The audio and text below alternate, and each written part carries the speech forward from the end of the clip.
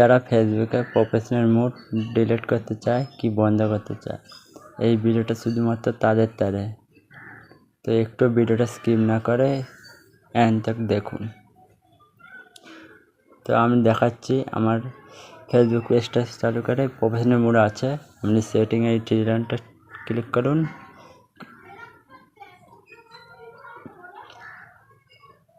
আমি যেইভাবে করব তোমরা ওইভাবেই করবেন।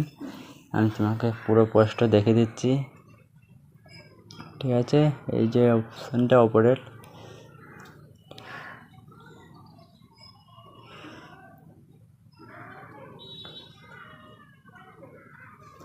পরের স্টেপটা এইটা করে নিন।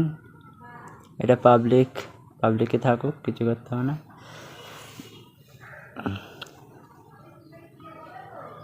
দেখতে পাচ্ছেন আপনার সব কাজ হয়েই গেছে কমপ্লিট। তো আপনার পেজটা দেখুন, প্রফেশনাল মোড থেকে আপনার